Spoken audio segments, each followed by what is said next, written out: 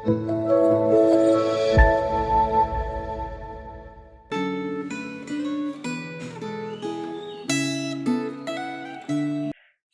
jemaat yang dikasihi oleh Tuhan, mari kita bersatu di dalam doa. Bapa di dalam kerajaan surga, kami hendak bersyukur kepada Tuhan untuk hari baru yang Tuhan berikan di dalam kehidupan kami. Kami pun juga memohon kepada Tuhan kiranya di dalam hari yang baru ini, kami memulai dengan berdoa dan memohon agar firman Tuhan memberikan kami petunjuk. Kami akan merenungkan firman Tuhan. Mohon kiranya Tuhan memberikan kami pengertian, dan di dalam jiwa kami Engkau mengisinya dengan firman Tuhan yang begitu indah. Kami memohon kepada Engkau dan kami menyerahkan untuk hidup kami ke dalam tangan Tuhan. Terpuji nama-Mu, demi nama Tuhan Yesus Kristus kami bersama-sama berdoa. Amin. Saudara, kita akan bersama-sama merenungkan sebuah tema, yaitu berpegang pada keadilan Tuhan, yang terambil dari Mazmur 120 ayat yang pertama hingga ayat yang ketiga. Demikianlah firman Tuhan. Dalam kesesakanku aku berseru kepada Tuhan, dan Ia menjawab aku. Ya Tuhan, lepaskanlah aku daripada bibir dusta, daripada lidah penipu. Apakah yang diberikan kepadamu, dan apakah yang ditambahkan kepadamu, hai lidah penipu? Saudara, kita pernah mendengar sebuah pernyataan bahwa fitnah lebih kejam daripada pembunuhan. Saudara, ini merupakan sebuah ungkapan bahwa perkataan yang diucapkan oleh lidah itu lebih tajam dibandingkan pedang. Tentu saja ini sebuah pernyataan metafora, Bapak Ibu Saudara sekalian, yang menggambarkan bahwa seorang yang difitnah, dia sedang menghadapi satu situasi yang tidak mudah dan dia mengalami satu ketidakberdayaan. Seakan-akan tidak ada perisai di dalam hidupnya untuk melawan kebohongan-kebohongan yang sedang terjadi. Saudara, seperti itulah yang dialami oleh pemazmur di dalam Mazmur 120. Di tengah kesesakannya, pemazmur berseru kepada Tuhan dan dia mendapatkan pertolongan dari Tuhan. Hal ini kita bisa lihat di ayat yang pertama. Saudara, kalau kita mau jujur, terkadang ketika kita merasa bahwa reputasi kita dirusak, kita cenderung untuk sibuk membersihkan nama. Akan tetapi pemazmur mengajarkan kepada kita bahwa kita perlu berdiam diri di hadapan manusia dan berdoa kepada Allah untuk mendapatkan cara yang terbaik dalam menghadapi fitnah.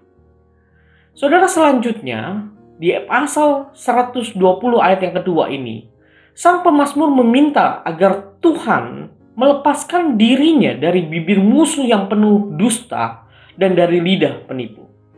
Saudara, secara fisik bibir itu memang lembut. Akan tetapi saat mengeluarkan kebohongan, bibir itu bisa membunuh karakter seseorang.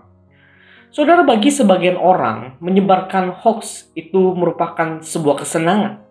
Sehingga kata-kata yang sebenarnya merupakan karunia Tuhan untuk membangun, berubah menjadi senjata yang menikam orang dari belakang. Demikian juga dengan orang yang mulutnya penuh dengan tipuan. Mereka pandai berkata-kata bermulut manis, tetapi sebenarnya mereka sedang menyebarkan gosip dan melakukan fitnah di belakang kita. Saudara, dari semua kejahatan ini, pemazmur mengharapkan kelepasan dari Tuhan Allahnya. Selanjutnya, di ayat yang ketiga ada sebuah pertanyaan. Apakah yang diberikan kepadamu, hai lidah penipu? Ini sebuah pertanyaan yang menunjukkan iman pemazmur yang berpegang teguh pada keadilan Tuhan. Saudara, pemazmur percaya bahwa semua kebohongan para musuhnya itu tidak akan menghasilkan apapun, karena Tuhan akan membela dan memberi keadilan bagi orang benar.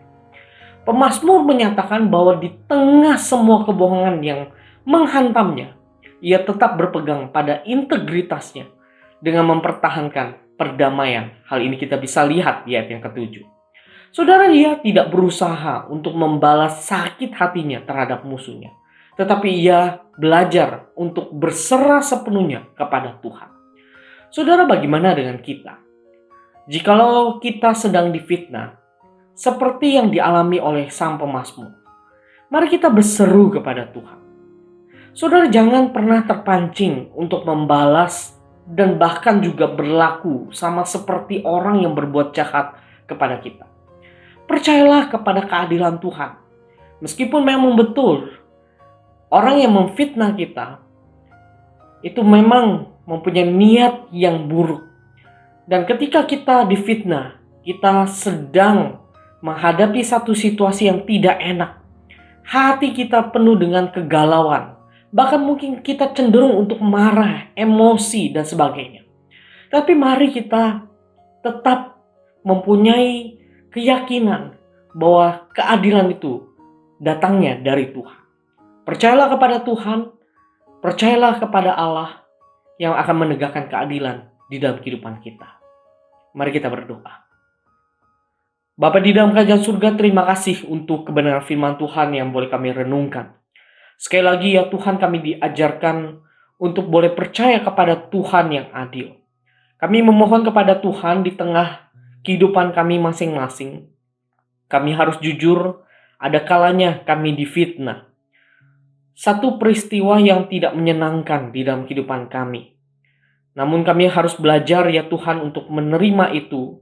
Dan kami mau belajar untuk menyerahkan akan keadilan yang datang daripada Tuhan saja. Kami memohon kepada Tuhan, ajar kami untuk tidak membalas kejahatan dengan kejahatan. Melainkan kami berseru kepada Tuhan dan menanti-nantikan pertolongan yang daripada Allah. Kami percaya bahwa kebohongan, fitnah-fitnah yang terjadi itu tidak akan pernah membuahkan hasil. Karena Tuhan akan bertindak di dalam kehidupan kami orang yang benar. Terima kasih Tuhan untuk kebenaran firman Tuhan yang boleh Engkau nyatakan bagi kami. Kami bersyukur kepadamu. Demi nama Tuhan Yesus Kristus kami bersama-sama berdoa. Amin. Tuhan Yesus memberkati.